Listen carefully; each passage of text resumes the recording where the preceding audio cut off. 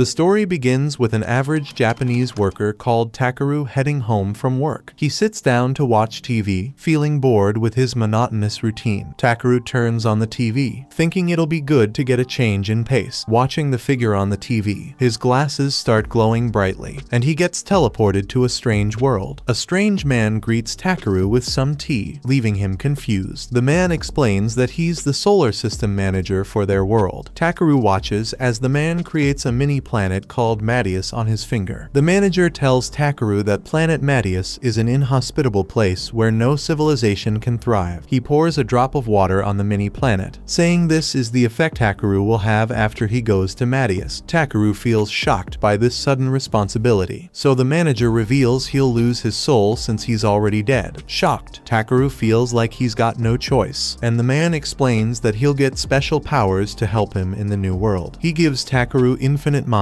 and asks if he wants more powers, so he asks for a cute harem. The manager nods before giving Takeru an expanded search ability to find and sell rare items. After writing more powers for him, the manager tells Takeru that he'll have a bottomless bag to store all his loot and the ability to speak the Madian language. Suddenly, Takeru's body starts to vanish, and the manager thinks he might have made him too off. Looking at Takeru's partner, the manager feels concerned, but tells him that he'll be fine. Takeru feels like he's going to get scammed hard, but his vision fades to black as he enters the new world. Soon, he wakes up leaning on a tree in a lush forest. When he looks up, Takeru sees a huge ringed planet in the sky. He gets up to search for more people. After some walking, Takeru finds a village, but feels worried because he has no money. Remembering the manager's search ability, he tries to search for items. Nothing happens, so Takeru looks like an idiot with his wand out, thinking he messed up the spell cast. He tries to write the spell on the ground. The search spell finally activates and reveals the locations of several items around him. Takeru scans one of the items, learning it's a B-grade night grass. Excited by its rank, he picks up the grass before getting up to grab the other items. However, Takeru gets disappointed since they're all E rank. Then, he finds a pretty rock, but a scan reveals it's actually monster poop. Takeru is shocked that the poop is actually C ranked and stores away his items in the bag. He leaves to sell the items at the village and finds a yawning guard at the entrance. The guard feels surprised by his height and asks if he's a knight. However, Takeru explains that he's just a gatherer, and the guard introduces himself as Captain Marlowe of the village's defense. Marlowe walks to open the door, explaining that his village has a general store to buy Takeru's herbs. As Takeru walks in, he feels embarrassed by the curious stares around him. He walks into the general store, and the shopkeeper asks if he needs something. Takeru asks if he can sell the monster poop, and the shopkeeper feels excited by the item's quality. He tells Takeru that it'll sell for a gold coin, so he asks if it'll be enough money to stay at an inn. The shopkeeper explains that a gold coin can pay for 2 nights at an inn, which costs 500 raves per night. Takeru is shocked that the poop is worth so much and happily accepts the shopkeeper's price. The shopkeeper rubs the shiny poop on his face and asks if Takeru has more materials. Takeru gives him all the herbs, impressing the shopkeeper with his skills. The shopkeeper asks why he's selling rare items in his small store, so Takeru says that he's a traveling merchant, thinking he's got the skills. The shopkeeper asks Takeru for a serious job. He requests some rare mithril ore from an eastern mountain, and Takeru asks for a local map. The shopkeeper nods before paying Takeru 360,000 raves for all his items. Takeru's eyes pop out at all the money, but the shopkeeper warns that he'll encounter monsters in the mountain. With his money, Takeru books an inn to get some rest. A inn employee enters the room with a tub of hot water. She tells Takeru he can clean his body with the water, and he asks where he can get a full bath. She reveals that only nobility can afford full baths in their world, but Takeru can also ask a water magician for one. Excited to use his own magic, Takeru takes the bowl and gives the girl some good money to enjoy. After sending her off, Takeru tries chanting words for a water bath. The word clean creates a gush of water that deep cleans Takeru's body. Outside his room, the girl feels surprised by Takeru's euphoric noises. He feels happy that his body is clean, but feels frustrated that he can't soak in a full, cozy bath. The next day, Takeru gathers some more herbs before finding a spade symbol. Checking it out, he finds a rotten skeleton wearing some fighting gear. Takeru falls back in shock, realizing that it's the body of a fallen adventurer. He picks up up an amulet containing a letter from the adventurer's sister. Takaru learns that the adventurer was searching for money to cure his father's illness, but his sister wanted him to return home. Feeling sad for the fallen soul, he makes a grave for him and offers some prayers. Afterward, he creates a magic barrier around himself and uses some fuel to start a fire. Takaru places a pot on the fire and fills it with some water and veggies to make a stew. He then adds the meat to the stew and watches the heat cook up the ingredients. Once the stew is ready, Takaru takes a bite, finding it delicious. He praises the Ice-Sky world for giving him so many flavorful spices. After eating, Takaru heads into the white forest of ancient dragons. Knowing there are dangerous monsters nearby, he creates some light with a spell. The light reveals some herbs around him, and Takaru feels disappointed that there's no ore. Feeling grateful he hasn't found any monsters, he starts picking the herbs. Takaru thinks that his awful body odor might be repelling the monsters, and starts happily dashing through the forest. He soon finds light at the end of the tunnel and follows it to get out. However, Takaru runs straight into a chasm and starts falling down the pit. He hastily chants the entire dictionary and finally finds the spell to fly. The spell's glow surrounds his body and gracefully helps Takaru settle on the ground. He sits down in relief, but notices symbols for ores all around him. Takaru takes out his hammer and gets to mining all the ore. He breaks off a piece and learns it's silver ore, but fails to find any mithril. He uses a search spell again and finds some hidden ore, but feels the ground shaking around him. He decides to get the ore and quickly leave, using a fireball spell to uncover the hidden rock. Once the spell shatters the rock, Takaru finds some tiny chunks of mithril deep inside. He feels disappointed with the small amount and ignores the shaking ground to search for more ore. He explores the rest of the cave and finds a pristine underwater lake in its depths. He rushes to scan the water and finds out that it's SS-ranked magic elemental water. Takaru feels excited by the valuable find, but learns that it's actually the water from an ancient dragon's nest. A deep voice rings out, asking for the intruder's identity, but Takaru ignores it and wonders how to collect the water. He tries drinking the water, but suddenly, the water erupts as the dragon comes out. It angrily orders Takaru to stop ignoring it, and he watches the creature in silence. The dragon notices how calm he is in its presence, and Takaru apologizes for intruding on its lair. As the dragon examines Takaru's body, he feels weird about submitting to it. The dragon feels respect for Takaru's courage and asks for his identity. Takaru introduces himself as a human, surprising the dragon with the vast amounts of mana in his body. The dragon reveals that Takaru's mana forced him to wake up, but he feels confused. The dragon tells Takaru that his mana is as powerful as its own, and Takaru finally realizes that he's talking to an ancient beast. The dragon nods and introduces himself as Valdius. Takaru asks if he can call him Val, and Valdius agrees. He asks Takaru for a favor, saying that he could awaken his children with his incredible power. Takaru feels surprised, so Val explains that the magic element has stagnated around his lair. He offers to pay Takaru for his services and summons a big cluster of pure mithril ore as a reward. Takaru asks Val where the eggs are, and the dragon summons a big black egg from the water. He sends it to Takaru, who holds the egg to his ear and hears the faint heartbeat of the baby dragon inside. Takaru wonders how to awaken the baby inside, and Val tells him to pour his mana inside the egg. Val explains that it's just like creating the light spell, so Takaru decides to heat up the egg. After heating up, the egg releases a powerful aura and starts sucking all of Takaru's mana inside it. Val starts laughing like a villain, and Takaru realizes he got duped by the shady old beast. Losing his strength, Takaru's vision fades, and he feels himself sinking into water. Takaru hears a strange voice in the dream, scolding him for being so careless. A man appears in front of Takaru and points out that he should have run away from the dragon. The man tells Takaru that he's been toying with planet Madius for millennia, but Takaru has already shaken the whole world on his second day there. The man thinks that Takaru's carelessness will weaken the space manager's protection, before remembering that he wanted a cute partner. As Takaru's eyes start closing again, the man tells him he deserves some trouble. Before Takaru can ask for an explanation, the vision fades and he wakes up in the real world. Takaru hears a cute voice squealing in the dark cave, and Val asks if he's fine. Takaru thinks Val is pranking him with a fake voice and uses a light spell to expose him. However, he finds a dragon hatchling squeaking at him, which jumps straight on his face. After Takaru sets the baby dragon dragon down, Vol asks him to name it. Takaru feels surprised that Vol is letting him name his child. The dragon explains that his child already has a dragon name, but Takaru should give him his common name. Takaru gets up and starts racking his brain, and decides to call it B for the color black. Loving his new name, B starts licking Takaru's face to show his appreciation. Vol calls his child by his full name, Black Nobi Valdius, and praises Takaru for the suitable nickname. Then, he permits B to travel the world with Takaru. Takaru feels the baby join his party and reminds Vol that he should spend some time with his newborn baby. He thinks Vol shouldn't trust a stranger with his baby, but Vol trusts Takaru since he's stronger than him. He then casts a beam on Takaru's bag before sinking back into the water. As B continues slobbering on Takaru's face, Vol says goodbye before vanishing into the depths. Takaru feels surprised by the surreal experience and seriously asks B if he's ready for a gathering journey. B happily agrees, so he washes its stinky body to protect his nose during their upcoming adventures. After some time, Takaru exits the cave with B. Watching B happily buzz around in the forest, Takaru thinks that traveling at night isn't a good idea. Feeling hungry, he decides to camp out at the spot for the night. Getting ready to eat, he takes out some magic elemental water. Looking at the water in his bag, Takaru remembers that Vol connected his to the magic lake so that he could provide food for B. B happily drinks some water and asks for more, so Takaru gives her another cup. However, it offers this cup to Takaru, so he takes it and tries some magic water himself. After drinking the refreshing water, Takaru sets down some magic stones and casts a barrier around them. Using the precious stones so easily, he recalls how valuable they are in this world. However, since he can just create magic stones with his own mana, Takaru feels free to abuse them for minor conveniences. With another magic stone ready, Takaru heats it up to start cooking. Even B gets surprised as he watches Takaru turn the expensive stones into a kitchen stove. Knowing it's the same dish as before, Takaru makes some steak and stew, but feels excited to eat it since it tastes so good. He notices B drooling at the meat, but feels worried if the foreign food would harm it. Takaru offers a small portion for B to try, and it burns its mouth from the hot food. To help her eat, Takaru blows on the food and cools it down. Finally, B enjoys a good stew and fills its belly with the food. Watching the baby dragon laze around, Takaru wonders why it's not sad about leaving its father. In response, B just hugs Takaru, so he realizes that it feels happy living with him. Takaru is pleased with its response and checks out B's stats. Even at B's young age, he finds it at a powerful B rank with a bunch of powerful elemental abilities. Takaru gets serious about B, but thinks that it's still a kid who needs to be raised properly. Looking at the lazy baby, he seriously warns it not to try anything dangerous. Even if it's so strong, Takaru reminds B that he'll get scolded by Vol if something goes wrong, but it starts sleeping before he can even finish. Watching it sleep, Takaru wonders if the space manager gave him a reptile partner on purpose. The next day, Takaru climbs up a mountain to reach the forest again. Feeling surprised that the forest looks so peaceful during the day, Takaru thinks that he shouldn't be so worried about the Ice Sky World rules. While B starts playing, Takaru uses his search skill to find more herbs to sell. As he finds some new herbs, B comes back terrified. Takaru searches for monsters and detects several of them in the area. Thinking back to his previous experience when monsters were scared off by his smell, Takaru thinks that his visit to the cave washed the smell off of him. Wanting to get some monster loot, he gets ready to fight the monsters. Suddenly, a ferocious rock falcon roars behind Takaru,